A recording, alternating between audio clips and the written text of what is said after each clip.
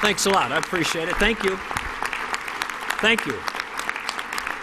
Thank you very much. It's a delight to be here with you. Thanks for the invitation to come by and share a few thoughts about ALEC's priorities and policy perspectives and what I can add to it. I was delighted to meet Speaker Craddock from Texas and his wonderful spouse, Nadine. I was 7 when the Speaker first became a legislator, and I've been following his career ever since. But I suspect in his case, like in my case, Nadine keeps him on track, keeps him within the guardrails of life, and I have that same influence in my life with my wonderful spouse, Mary, who I wish could be with us today.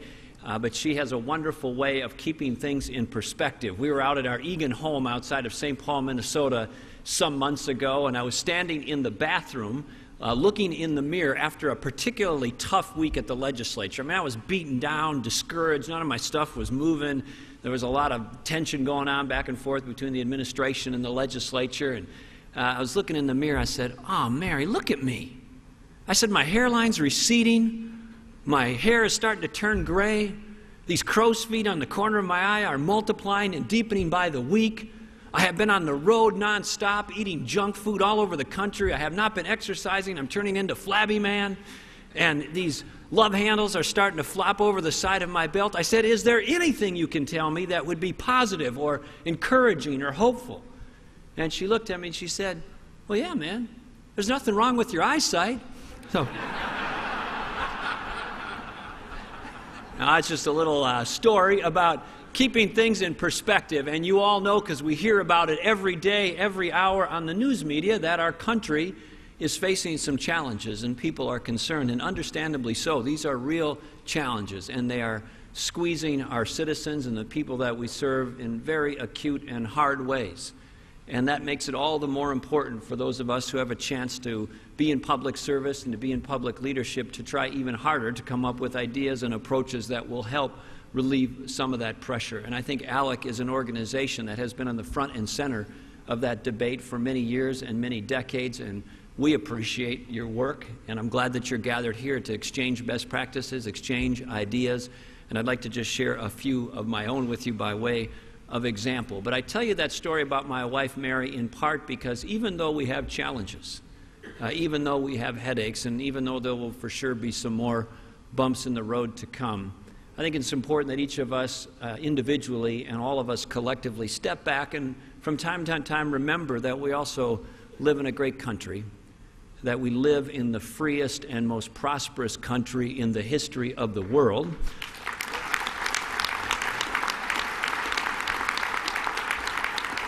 There are no people, any place, anywhere, anytime that have experienced more freedom and more liberty and more prosperity than those of us fortunate enough to live in the United States of America in these times. So I also want to say that our country has seen challenge before. Our country has seen roadblocks and hurdles before, and we can overcome these.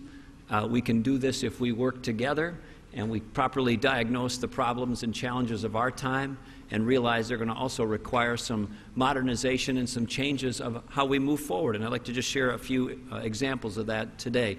A Minnesotan that you have, I'm sure, heard of is Thomas Friedman. He grew up in Minnesota. We lost him to Brandeis University and ultimately to the New York Times. Now, he's not necessarily a conservative, but he's got some wonderful books out that I'm sure you've read or heard about. One is called The World is Flat, and people are tired of hearing about this in many respects, but the book says that some time ago the United States had comparative advantage because we somewhat uniquely had access to the tools of communication and collaboration and real-time interaction and data storage and data transmission and on down the road. The rest of the world, or much of the rest of the world, didn't have access to those tools because they were either then too expensive, or the countries involved or their governments or businesses didn't have the resources to purchase them or acquire them, and even if they did, they weren't particularly interested in deploying them or embedding them very deeply or broadly across their economy or across their enterprise.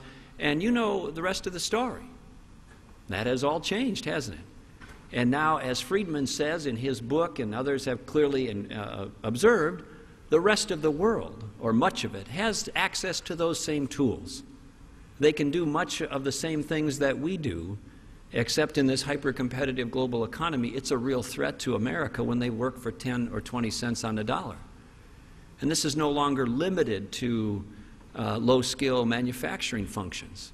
This is now migrating up the hierarchy of jobs into engineering and computer programming and architecture and law and many, many other aspects, most other aspects of our economy. So Friedman finished his first book on a skeptical note. He was quite cynical about the future of the United States and our ability to meet this challenge. And then he got out of Washington and New York and drove around the heartland of the country, talked to some folks, and particularly in small businesses and entrepreneurs and others, and he went back in a not very well-reported second edition of the book and wrote a prologue. And it was dramatically more hopeful, dramatically more positive than the conclusion and tone of the first edition.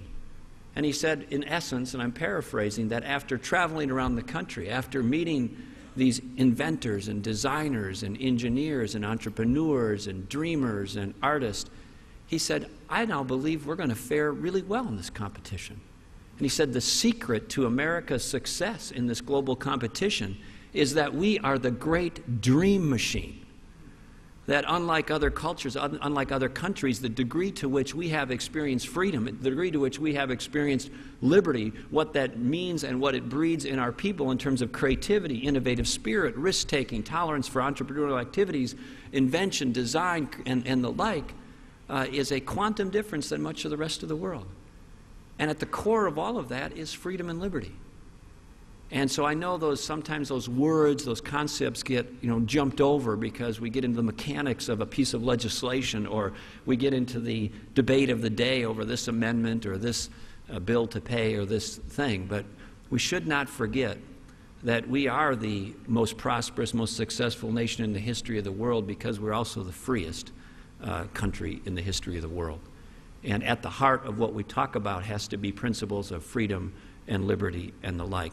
Now, another person that you may have heard of, Peter Drucker, who died unfortunately a few years ago, but was a grand strategic thinker. Most people in business and other enterprise view him as one of the most profound strategic thinkers of our time. And he said this about the future: the things that got us here will not get us there. That we cannot have as a strategic plan for the future the status quo plus inflation. That nostalgia is not a strategic plan. And so we have a lot of work to do. And he also lived long enough to hear about Friedman's book, In the World is Flat. The woman who wrote the last book about Peter Drucker, who interviewed him over the course of the last 2 years of his life as he knew he was in the twilight of his life, asked him in a book called The Definitive Drucker, what do you think of Friedman's concept, the world is flat? And you know what he said? Not for very long. And I'm paraphrasing, but the essence of his comments were, this idea that everything's going to be the same everywhere and there won't be comparative advantage is hooey. That there will always be comparative advantage in a competitive environment. That countries and regions and cities and businesses will strive in a competitive environment to get a comparative advantage. And the notion that the world is flat in that regard, in Drucker's view, is incomplete. And so one thing that I think we have to do as policymakers at the state level, national level, and other levels is ask ourselves with great clarity and be able to respond with great clarity, what is our comparative advantage in this hyper-competitive global economy?